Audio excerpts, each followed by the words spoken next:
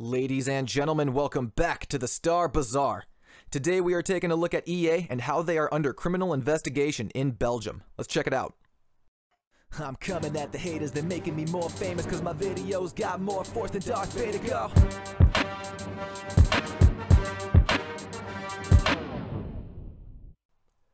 Loot boxes, loot boxes, loot boxes. We cannot seem to get enough of loot boxes.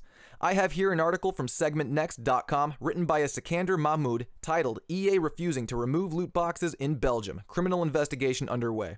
It's as if EA didn't get enough time in the spotlight last time they were under scrutiny. They just have to keep screwing up. It says here, Belgium recently declared loot boxes a form of gambling and banned them. The Gaming Commission asked EA to remove loot boxes from its video games, but the company is reportedly refusing to remove loot boxes from FIFA 18 and FIFA 19. Both games feature random card packs that are considered loot boxes in this case. The Brussels Public Prosecutor's Office is conducting a criminal investigation against EA, the creator of said games. Where other developers have removed loot boxes from their games, EA is yet to make any efforts to comply with the authorities. And just to note real quick here, this is specifically in reference to Belgium's laws and authorities, not the United States or other countries. Continuing on, in a statement, the Gaming Commission accused loot boxes of preying on gamers, tempting them to spend more money. They say here, paying for loot boxes are not an innocent part of video games that occur as a game of skill. Players are tempted and misled, and none of the protective measures concerning gambling are applied. And that is very true.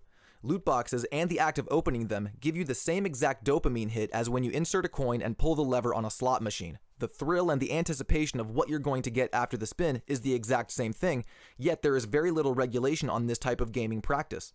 The article continues on. The entire debate over loot boxes and gambling came into the forefront when Star Wars Battlefront 2 released. The predatory practices in the game sparked a backlash from the community, which led to government intervention. Still, the company remains stubborn. In fact, CEO Andrew Wilson announced plans to keep loot boxes intact in future titles. Quoting here, "As you might imagine, we're working with all the industry associations globally and with regulators in various jurisdictions and territories, many of whom we've been working with for some time and have evaluated and established that programs like FIFA Ultimate Team are not gambling." Now, Wilson makes this claim by going with the idea that when you purchase a card pack in the FIFA titles, you know exactly what you are getting in terms of quantity. You are indeed guaranteed a set number of rewards that come out of those card packs. However, it's the rewards themselves that are randomized. You don't know exactly what you are getting. The only thing you are guaranteed is the number of rewards. This is a fine line of technicalities, and I can see why it's a complicated issue when EA tries to get off on those technicalities. The article ends with this statement.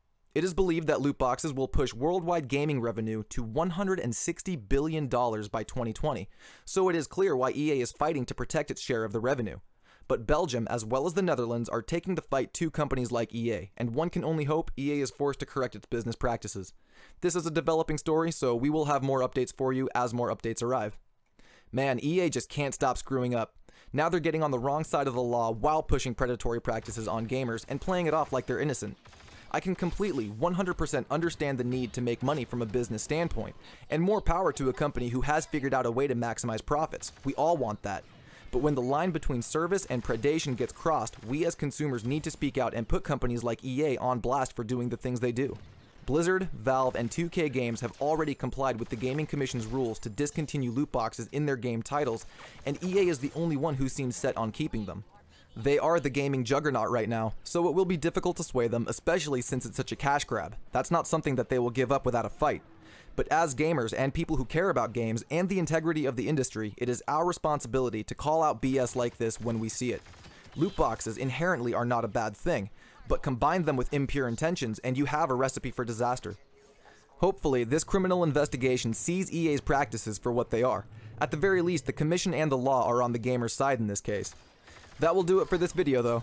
I just wanted to cover this story real quick because 1, crapping on EA gets views, and 2, if this investigation is successful in taking EA down a peg or two, that will be a huge victory for gamers everywhere. I appreciate you all stopping by the bazaar. If you're new around here, consider becoming a subscriber to stay up to date with all future videos. This channel is dedicated to Canon Star Wars video game titles, but occasionally I will make pieces like this when the time calls. So if you like what you saw today, I'd appreciate a thumbs up and definitely drop a comment and let me know what you think about all this.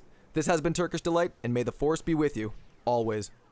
So baby, Pull me closer in the backseat of your Rover that I know you can't afford. Bite that tattoo on your shoulder. Pull the sheets right off the corner of that mattress that you stole from your